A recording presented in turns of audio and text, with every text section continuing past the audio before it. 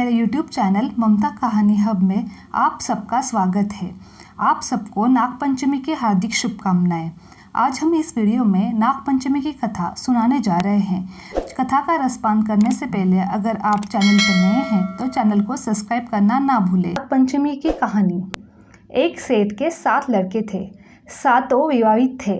सबसे छोटे लड़के की पत्नी सुशील और बुद्धिमान थी। उसका कोई भाई नहीं था।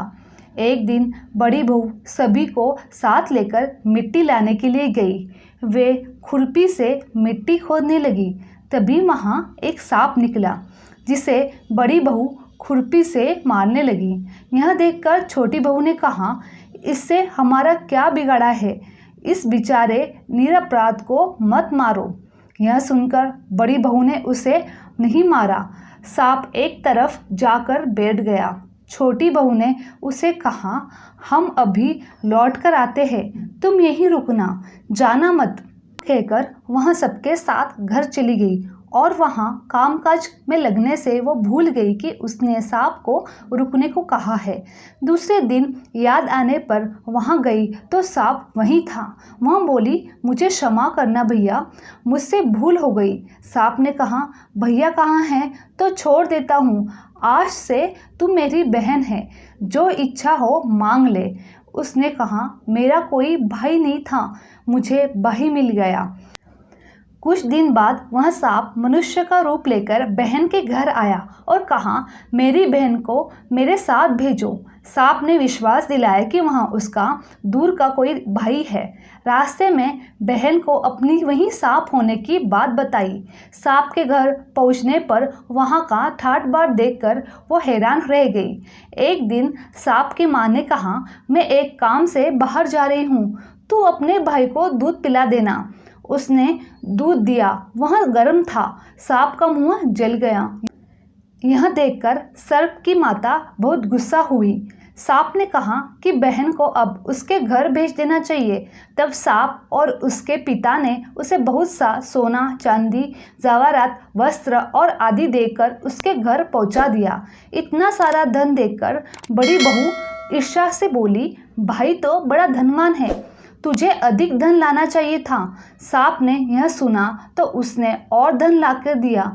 सांप ने छोटी बहू को हीरा मणियों का एक अद्भुत हार दिया था। प्रशंसा उस देश की रानी ने भी सुनी और वह राजा से बोली, सेठ की छोटी बहू का हार यहाँ आना चाहिए। राजा ने मंत्री को हुक्म दिया कि उसे वह हार लेकर शीघ्र उपस्थित हो।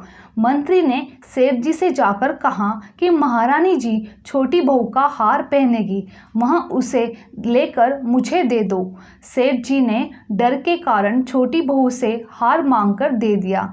छोटी बहू को यह बात बहुत बुरी लगी। उसने अपने भाई को याद किया और आने पर कहा, भैया, रानी ने मेरा हार छीन लिया है, तुम कुछ ऐसा करो कि जब वह हार उसके गले में रहे तब तक के लिए सर्प बन जाए और जब वह मुझे लौटा दे तब हीरे और मणियों का हो जाए। सर्प ने ठीक वैसा ही किया। जैसे ही रानी ने वह हार पहना वैसे ही वह सांप बन गया। यह देखकर रानी चीख पड़ी और रोने लगी। यह देखकर राजा ने सेठ के पास खबर भेजी कि छोटी बहू को तुरंत भेजो। सेठ जी डरते हुए छोटी बहू को साथ लेकर वहां पहुंचे।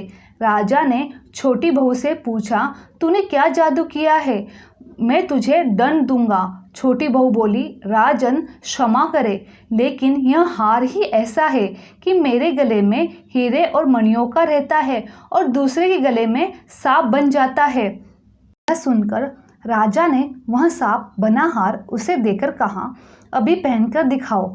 छोटी बहू ने जैसे ही उसे पहना तो हार हीरे मणियों का हो गया। यह देखकर राजा को उसकी बात का विश्वास हो गया और उसने प्रसन्न होकर उसे बहुत सी मुद्राएं भी पुरस्कार में दी। छोटी बहू अपने हार और धन सहित घर लौट आई।